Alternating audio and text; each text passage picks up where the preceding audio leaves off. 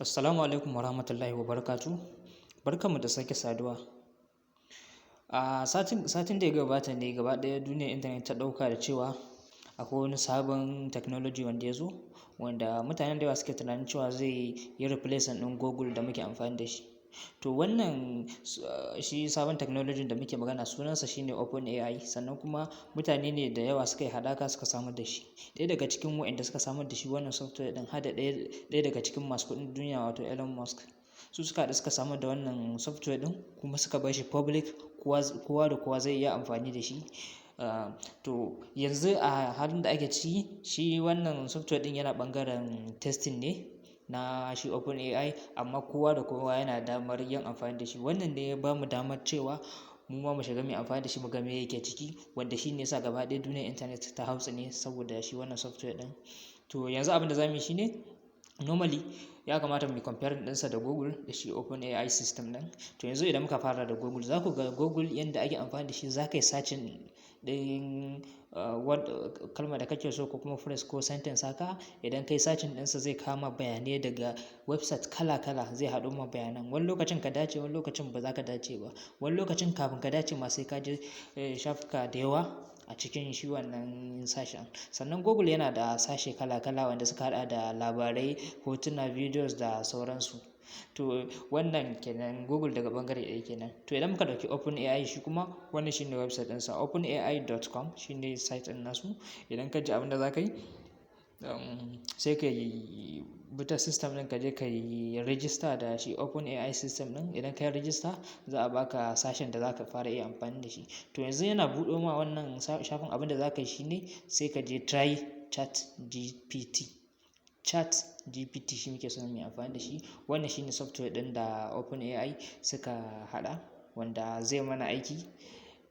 Muke son mu gwada yanayin aikin nasa da Google. Yawwa, to yana buɗo mana abin da za ka yi, kana buƙatar ka yi register. Idan kuma kana da account sai ka yi login. Yawwa, to yanzu bari mu yi amfani da Google, mu yi login da Google sai mu ci gaba. Kuma bari in amfani da wannan email ɗin sai in login kawai. Yawwa, to yanzu ga shi nan ChatGPT ɗinmu ya ready. Yanzu za mu iya gwada fara amfani da shi mu ga menene a cikinsa. Har mutane suke cewa wannan barazana ce ga Google. Abu na farko da za mu fara tafawa shi ne, kafin ma mu tafa komai za mu ga wannan shi ne area da zai kawo ka, inda za ka ga wasu instructions nan idan kana son ka karanta. To amma a yanda software ɗin yake aiki shi ne, tambayoyi za ka yi mai. Duk tambayar da kake da ita ka mai, zai baka amsa. Maybe kana so ka yi research ne akan how to kamar build a house. Shi wannan OpenAI ɗin kamar chatbot ne wanda kai za ka iya chatting da shi kuma zai iya baka reply. Da haka yanzu bari mu rubuta mai hello, mu ji me zai ce. Yawwa, yanzu mun sa mai hello gashi nan, shi kuma gashi nan yana tunanin abin da zai rubuta, yana typing. Normally bai cika ɗaukan wannan lokacin ba, sai idan network ɗin mutum ba shi da kyau. To wannan saboda network ɗina ba shi da kyau, shi yasa ya ɗau wannan lokacin. Amma gashi nan yanzu ya gama bundling ɗin abin da zai gaya min. Ya gaya min, hello, I am Assistant, a large language model trained by OpenAI. How can I help you today? Yawwa, to yanzu za ka iya tambayar sa abin da kake so ka yi. How can I maybe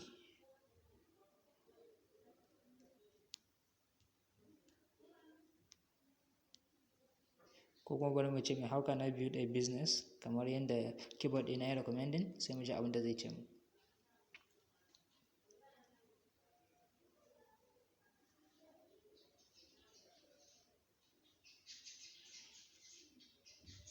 Gashi nan yana rubuta abubuwan da zai gaya mu, wato starting a business can be complex, challenging process, kaza da kaza zai gaya ma. Gashi nan ya fara listing ɗin abubuwan da za ka yi. Kaga akasin Google da zai kawo ma website ne wanda suke rubutu akan wannan aikin. A'a, shi zai ma rubutun ne. Kaga zai rubuta ma komai da komai, sai dai kai ka ɗauka ka yi amfani da rubutun nasa. Kuma gashi nan tambaya ɗaya, amma gashi nan har ya mun bayani, sannan kuma yana kawo min list ɗin abubuwan da zan bi domin in yi building ɗin business. Gashi nan har ya kai lamba ta 6, amma bai tsaya ba. To wannan shine yake nuna mana yanayin kyan shi wannan software ɗin, wato OpenAI, wato ChatGPT kenan. To banda nan wajen, yana da wani abu na ban mamaki. Abin ban mamaki ko da shi wannan software ɗin yake da shi shine za ka iya amfani kamar idan kuna hira da shi, maganar da kai mai ta kusan minti 5 ko minti 10 ko maganar da kai mai a can baya zai iya amfani da ita. Zai iya tuno maganar da kuka yi, sannan idan akwai abin da yake so ya ƙara ma bayani akai zai ce ma ai a baya ma ka tambaye ni kaza kuma ga amsa amma na ga kamar baka fahimta ba ne, bari in ƙara baka bayani. To yanzu idan muna so ya mana irin wannan, abin da za mu yi shine yanzu bari mu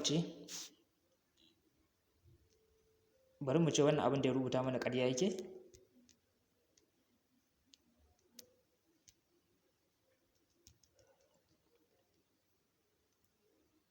Yawwa, in ka ga dama za ka iya sa question mark, in ka ga dama za ka iya rubuta ba question mark, duk zai fahimta in dai tambaya ce. Sannan ba wai tambaya kawai za ka iya mai ba, za ku iya hira da shi bot ɗin, abubuwa dai da dama za ka iya da shi. Sannan maybe kai programmer ne, kana da kamar wasu bayanan da kai mistake wajen rubuta code ɗinka na programming, za ka iya kawowa zai gaya ma, zai identify ɗin inda mistake ɗinka yake a jikin programming. Wannan ne yasa ake zargin banda ma Google da zai iya replacing ɗin ayyuka da yawa na programmers da suke yi. Yawwa, to kun ga bayanan da yake yana nema ya kare kansa, yake cewa I'm not lying for you, kaza da kaza da kaza, ya yi bayani akai. To bari in rubuta mai wani abu. Then why do you lie to me about building a house? Kun ga ai tambayar da na yi mai ɗazu akan building a house ne, na ce ya mun ƙarya. Zan ce yanzu me yasa yake mun ƙarya akan bayanan da ya ban na gina gida.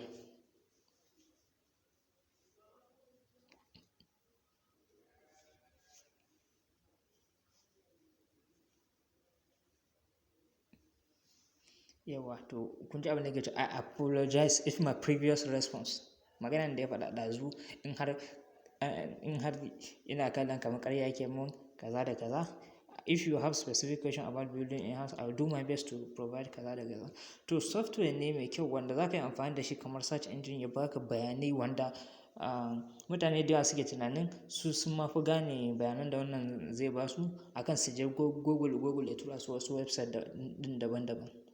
To za mu so mu ji a comment me kuke zato da shi wannan software na ChatGPT wanda kamfanin OpenAI system suka fito da shi. Sannan kuma idan kuna da wasu softwares ɗin ko kuma abin da ake kira artificial intelligence wanda suke iya baka irin wayannan abubuwan, su ma za mu so ku share ɗinsu a comment domin sai mu haɗa abubuwan. Insha Allah ko da zan bidiyo a gaba sai in compare ɗin shi wannan OpenAI system ɗin da shi sabon software ɗin da kuka yi recommending, ko kuma mu compare ɗinsa da wani software ɗin daban.